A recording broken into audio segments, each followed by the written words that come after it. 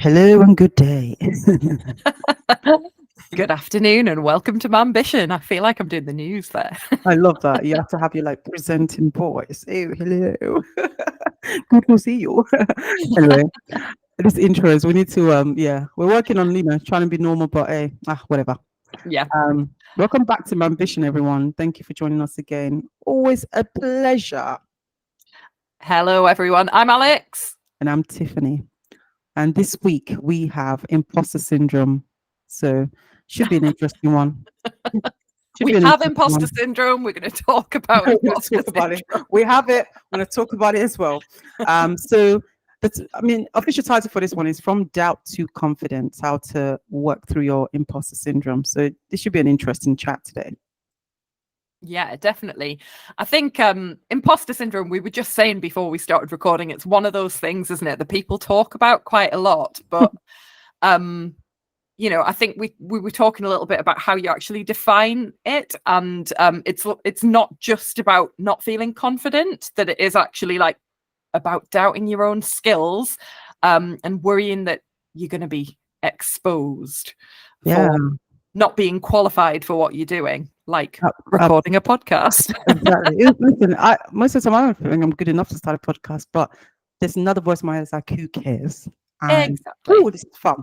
So a bit of Wikipedia for you guys, just very quickly. I think it's always good to kind of go back to the basics, right? So it's a imposter syndrome is a psychological occurrence. Those who have it may doubt their skills, their talents, or their accomplishments, and they have a persistent internalized fear of being exposed as frauds. Wow. Alex, do you have imposter syndrome? You're laughing like, oh no, you must never have that. But I think, yes, definitely. And not all the time. I think, it's one of those things that I've had in specific times of my life and career. For me, it was definitely coming back to work. I mentioned previously, I was off for a really long time. When I went on maternity leave, I was off work for like 18 months. And I came back from being off for that length of time. It was also during COVID. And basically, I had a whole new team of people to manage who had never met before. They were all working on projects that I knew nothing about. The director of the international office had left. So the university executive had largely changed. There were like a couple of people who were there. And so basically, I kind of felt like I'd started a new job, but people would ask me questions like they expected me to know what was going on. And, it was my job. But at the same time, a lot changes in 18 months. I think the normal length of maternity leave, you probably feel like that a bit anyway. But coming back after 18 months, I was just like, don't ask me. I don't know anything. And my team would ask me questions and I'd just be thinking, I don't know. You know more about this project than I do. Yes, and it took me... Yes, just give me a moment. Let me gather my thoughts. Yeah. Like somebody asked me something on day 2. Like, I can't remember what it was, but it was something quite detailed. And I was like, wow. I actually said to him, I was like, Andrew, I've got no idea. I'm not the right person to ask. I was like, so I've just come back after 18 months out of the office. I don't know. But the university strategy had changed. The global strategy and kind of team priorities had all changed while I was off.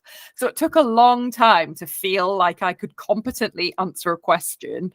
And it did make me doubt, like, should I be doing this job? Like, I've got no idea. And it's hard to manage a group of people. So I manage a group of managers. So they are like project managing. They're like quite highly qualified people. So they don't need a lot of hand holding anyway. So they would ask me questions that were around like the strategy and, they wanted added value on how they could make their project better. And I just thought, I don't know. I really don't. And it took a long time to overcome that. Lots of kind of doing background reading. And I had to have a bit of a word with myself. You did this job for several years before you went off on maternity leave. It's not that you don't know things, but it's that, you've been out of the workplace. And I think I've talked about this before. if I were in charge of maternity leave, I would allow a paid phased return to work, because I think to come back in and kind of be on, and oh yeah, I'm jumping all over a little bit here, but I was working 4 days a week because I had loads of annual leave to take as well that I'd accrued. So I was working 4 days, but I was technically supposed to be 5 days. So I just lost a day to do work every week for months because I'd been off for so long. So it was lovely to have the 5th day off with my son, but I felt like I never had enough time to do anything either. So I really felt huge levels of imposter syndrome, probably for another 18 months after I came back after maternity leave. And I'd say I'm over it now, but it took a long time. Wow. So, and I suppose throughout the experience of you being at work, and did you feel like you had imposter syndrome? Do you see what I mean? Or did you feel bad about having imposter syndrome, or was it just because, like, I genuinely don't know. I've been out for a while, and let me just get myself back to speed. Like, walk me through what that looks like. I identify with the bit about like fear of being discovered. People people feeling like I was just winging it. Like, that's how I felt. I felt like I was flying by the seat of my pants. I was just winging everything, and hoping no one would notice that I didn't know what I was doing. Yeah.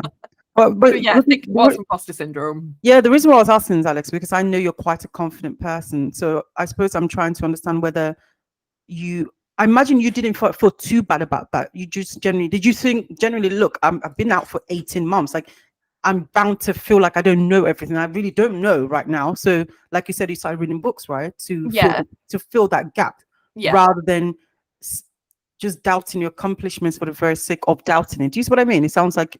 I guess so. I mean, I did a lot to kind of, I guess, maybe overcompensate for it. And there was definitely a gap in stuff that I had to catch up with, for sure. But at the same time, I think, I don't know. I think I definitely was just doubting myself about everything as well.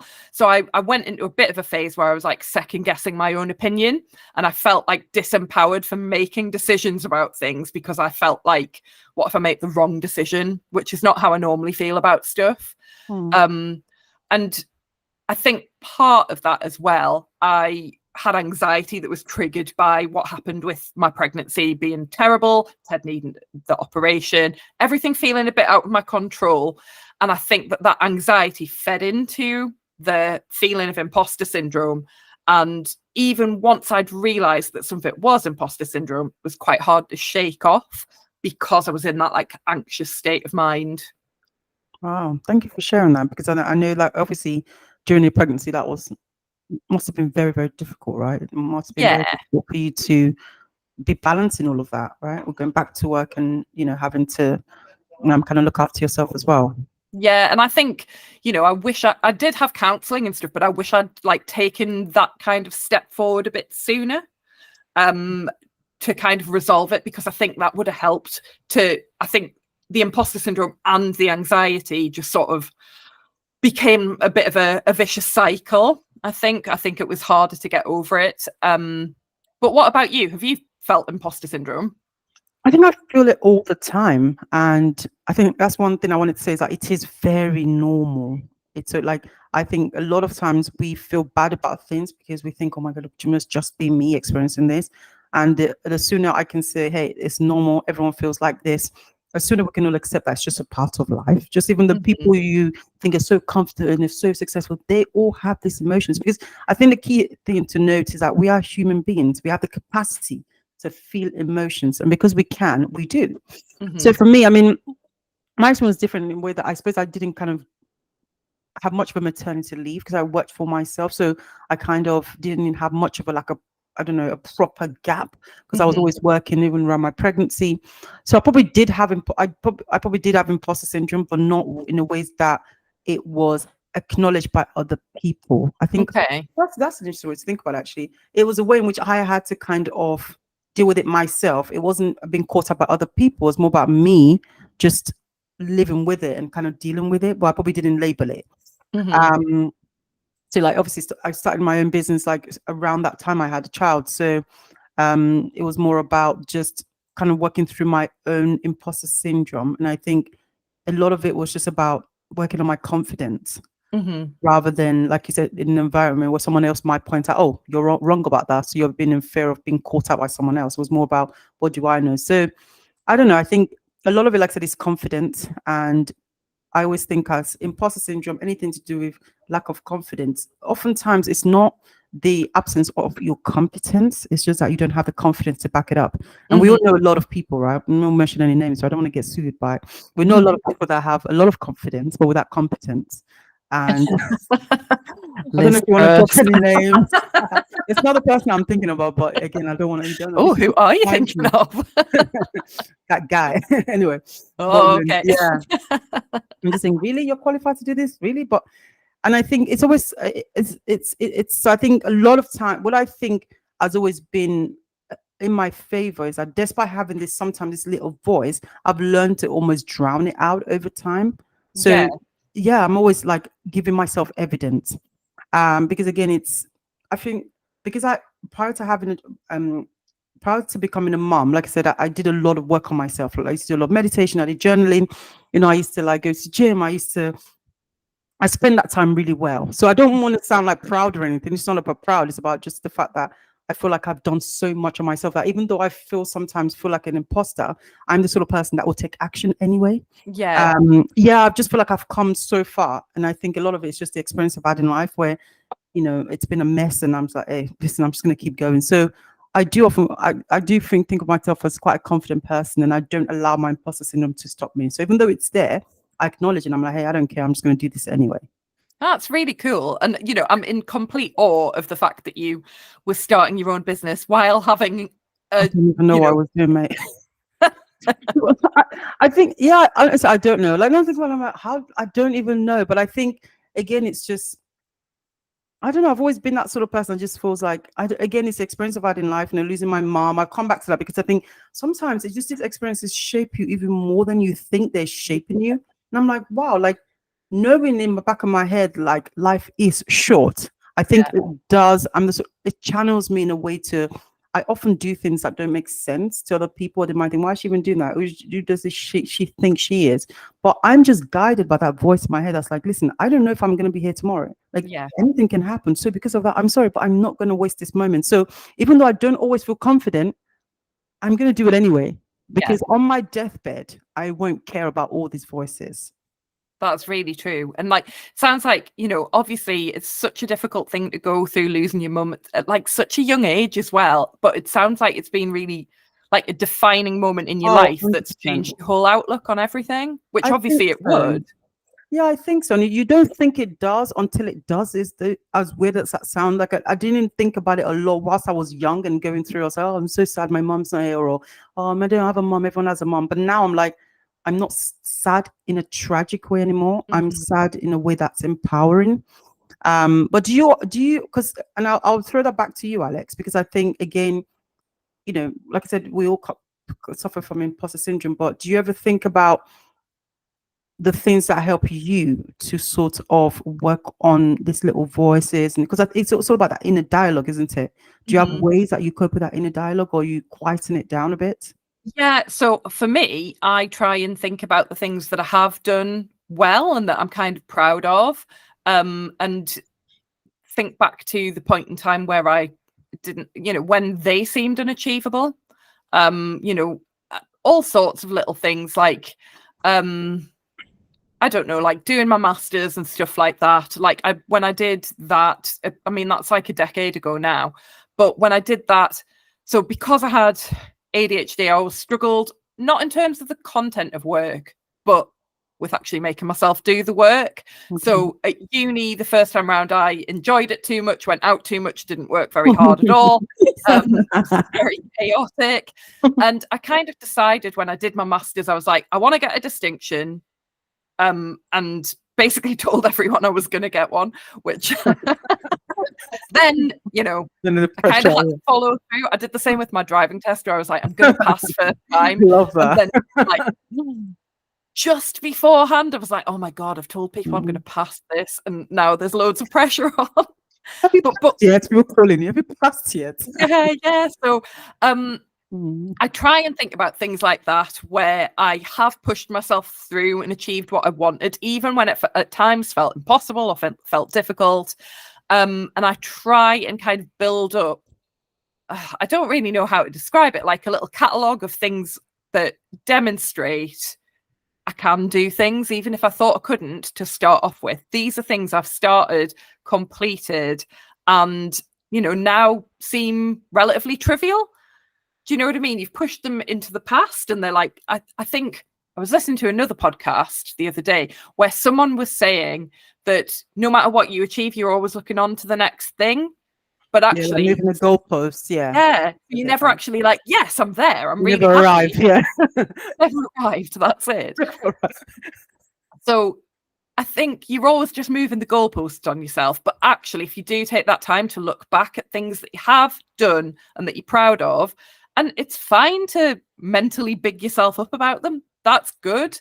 I think a lot of people do, try like downplay their own achievements. And I'm not going to sit and list out them to other people, but in my head, like if I'm walking, like say a job interview or something like that, in my head, I will think of like the things that I've done well and like hype myself up a bit. And that helps to quell that little voice of like, oh, why do you think you can do that? I love that. So it's about like you have things that you are doing that's helping you think. And I think that's the thing. It's not inaction, right? It's doing something. Because I mean, I recently got into this mentoring program. I think I mentioned where I mentor a mom who recently gone back to work, and I have a new mentee, and she's amazing. And she came on camera and she was like, she was saying how she, wants to do this. I don't want to share too much information about that, but and I actually stood back and I thought to myself, I said to her, you've got this. Like, it's not even about this like wishy-washy. You've got this. It's like, look, you know what you need to do. Oftentimes we do, but again, it's just that lack of confidence. And we doubt ourselves, so we think someone else can give us the answer. And I said to her, this session is not about me telling you what to do. It's more me sound checking things. This, you're like just listening, like not even sense checking. So I'm listening to you. You say things out loud and I'll listen and then maybe repeat them back to you. And eventually we'll work it out because you're going to work it out. So I think a lot of times confidence is a big thing. And it's just the process of having a child and your body changing, everything changing. We lose something in that process, and I think that's quite normal and that's fine. But again, like you said, it's just about having strategies in place that will help you work through these things so that you can. I think the key thing is to feel the fear and do it anyway. Because I'm always conscious about that. Yeah, it's not like don't wait on. By the way, don't wait until you stop feeling imposter syndrome to do anything, because you probably never will. Like a lot of times, you will never feel like confident or ready, and that's okay. I think the key thing is how can we take action regardless, because that's where like great things happen. I think you're completely right. I love that saying of feel the fear and do it anyway. You've got to, otherwise you never move forward. And actually, I think that the first time you try and do anything, you finish it, even if you've been really nervous or worried about it, and you think that wasn't as bad as I thought it was going to be. And the next time it's easier. So, it's baby steps towards the thing that you want to achieve, but it'll never be as hard as you thought it was at the start either. Just like even this podcast, right? When we first started, I think it was just like, it was this lovely idea, but we probably delayed it slightly. We did. Like, what is, he's a podcast, Google it. And we definitely delayed recording. We talked, and that's the thing. We talked around it. Talked about it a lot first. Talking about the thing, it's not doing the thing. Thinking about the thing, it's not doing the thing. Planning about the thing, it's not doing the thing. So there's a lot of strategizing and which is all lovely. But sometimes we do procrastinate just because we're waiting for that perfect time to start that thing. And I think because you're planning, I'm doing the inverted comma fingers there. Because you're planning, you feel like you're doing something. It's a similar. There's some scientific studies as well that around like thinking about something often makes us feel like we're doing that thing. So that's why a lot of people don't take action, because you're thinking about it and it almost feels like you're doing it. So yeah, it's that's a funny one, isn't it? I have this. I think you mentioned about things that you do. I have this thing called the SBA. So I bought a marketing course. I think 4 years ago now or something, when I wanted to do wanted to go into marketing. And at the beginning, the guy was talking about something called a SBA. So it's called See, Believe, and Achieve. And I still have it now. So what I've done is I've created almost like a backstory and a future story of myself. So all the things in my past that I've done, I sort of create a story around it. And then I create a future mean, I don't know, like almost like a Wikipedia page for myself. And I know that sounds really grandeur, this kind of crazy grandeur, but I think we all need something like how do you explain your past? So even things that have been difficult in my past, I explain in a way that's uplifting and positive. So oftentimes in the morning, when I have when I have time, I will look at it for like 5-10 minutes, and it gives me confidence. And I think again, and these are the things that we all need to do, because I think a lot of people kind of don't have like a structure or routine or a kind of a thing that gives you confidence. But I think when you have a thing that you can put together and you reflect on, it does help you a lot. You just do you have it written down? I do. Oh, that's really cool. Actually, no, let me share a couple of things. I won't go into too much detail because y'all might think I'm crazy. I've already shown you're kind of crazy. But just to give people an idea, okay. So it's what I've done is you basically create your story to date, and you create your next chapters. It's still part of visualization. As we all know, visualization is powerful. So my story of, I'll share just brief elements of it. So born in Nigeria, father brings us to England after mother passed away. And then when I was in school, I actually won a prize in school for reading the most books in the library, but we'll leave that story for another time. I know. Wow. I know. Wait. Anyway, long story. I didn't like going out to lunch because I didn't have that many friends. So I used to spend in the library a lot. I used to volunteer in the library. Again, a story for another time. So yeah, but at least I won a prize for doing that. Oh, that's cute. And then obviously going to uni, I went to uni, and then I actually went right before leaving uni, I successfully sued Curry's for unfair dismissal. So I put that on there as well. A couple of other things, share that another time. But, and it's like where I'm at now, and then the future me in terms of what I want to do the next sort of 5 to 10 years. So, running a successful business and having a #1 podcast, my ambition. And again, it does sound a little bit like, okay, a bit wild, a bit out there. But I think it's just allowing yourself to kind of pace your life in that way and create this incredible future that you do really want. And the more you look at it, the more you reflect on it, the more you kind of empower yourself through your story. I think it really is a good strategy for having confidence and building confidence. And then, so you've got that story kind of outlined. Then for the future bit, do you like break that down into like how to achieve? Oh yeah. I've done not so much. No, this is more of there's so many parts to this. It's a whole framework. So I've got the story thus far, then I have a future me where it's again quite a visual, it's not specific in terms of steps, and then I have 2024 step-by-step things I'm going to be doing. So every day I make 120 cold calls, I send 20 emails. Do you see what I mean? So I do have that as well. So it's not just the vision, there is vision and there's steps. Oh yeah, that's definitely important. But I think a lot of people, again, there's a lot of research that people just don't know what they want out of life. And I think sometimes we are so bogged down in the day-to-day that because we don't have this big vision or this incredible vision for ourselves, it kind of holds us back or limits us from being able to talk back, right, at imposter syndrome, talk back at these voices. And I think when you believe in yourself and you're also taking small steps, I really think it makes a difference. So I am one of those wild people that I do believe in having like a vision. Okay, no, I really like that. I like the idea of the vision, and I think I really like the bit about having a #1 podcast. Oh yeah, listen, guys, if you see it, you've got to see it. You've got to believe it, right? See it, believe, and achieve it. And I do believe that. And I think there's so many like studies about people like visualizing the future that they want. Vision boards. I don't get too carried away by things like that, but I do think, again, it's just having a big picture of something like, where do we want this podcast to go? Why can't we want it to be the #1 podcast for mothers who have ambitions? Like that is possible if we stay consistent, we advertise, we share, we are open, we're vulnerable, we bring amazing guests on. This is it, right? We can believe that. Yeah, and I love that. And the reason I asked about the practical bit behind it is just, I think you can have a vision, but you do need that kind of practical backup. You get it, like get you there. Podcast. Good night. You're gonna go to bed now and just read. No. It's again a part. If we were to do that for this podcast, we will say record one every week. Like we would say, plan content, find amazing guests. We would say, and have like actionable steps on a weekly basis, and record every week without fail. That sort of thing. So you would need to have the actions as well. Yeah. So, but it's. I think we should have a joint document where we do that. Pardon? Let's do that. Let's have a joint document where we get those steps. We need to do that because again, we're we're episode 11 now, but I think I'll let Alex talk about what we have with guests. Right, we've got all that coming up.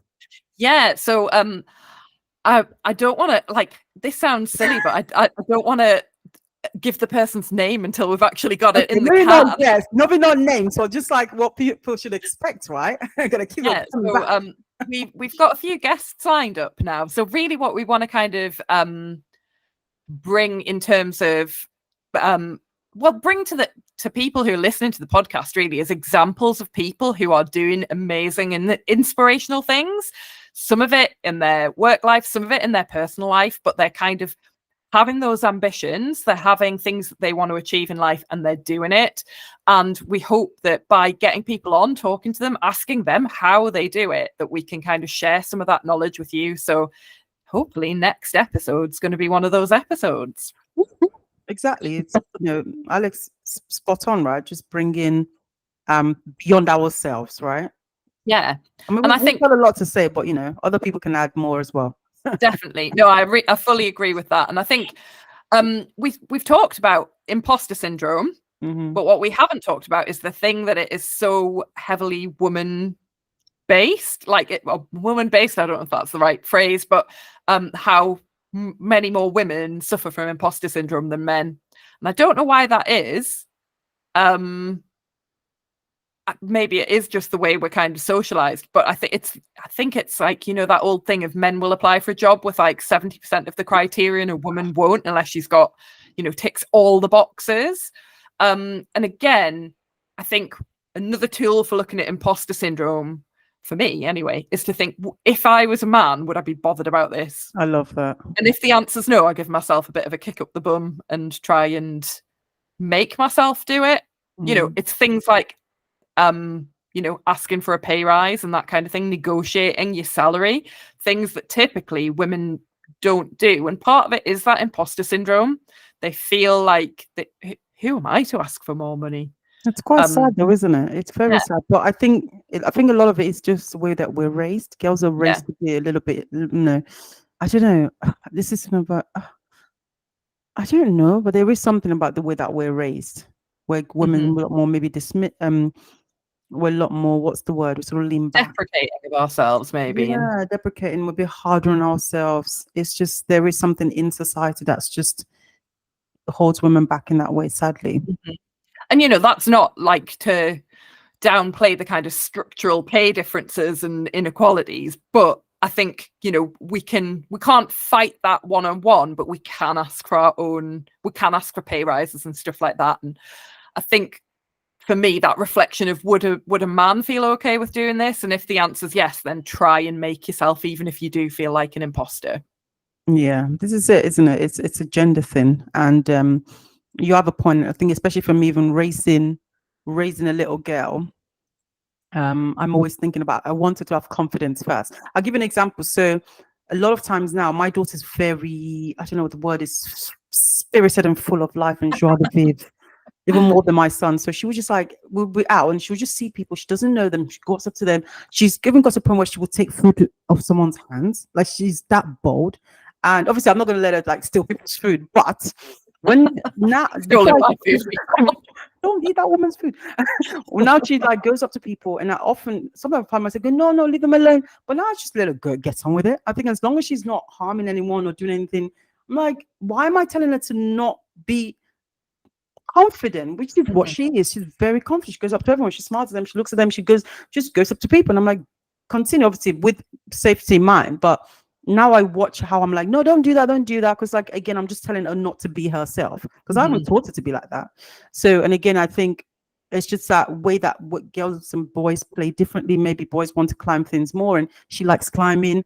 And again, I'm catching myself from not saying, don't climb that, don't climb. Why? Let her climb it. If she wants it, as long as it's safe, let her climb it. So again, I'm almost reverse engineering, if that's the right word, like how I was brought up and the things that held me back for so long. And I want to give her more of that early on. Because I definitely took a while to become confident. I was so like insecure, and I would go to the gym and I could never. There was time when it took me, I think, only the last 4 or 5 years to be able to exercise in the weight section. Like literally took me like in my late 20s. That's mad. Like I couldn't even exercise. I used to go to women's section or like away from the weight, or everyone the weights are, and go in the corner somewhere, and it's like, who cares? And now listen, put me in a gym with everyone. I would exercise in front of everyone. I would even grunt if I need to. And it's like, why did it take me that long?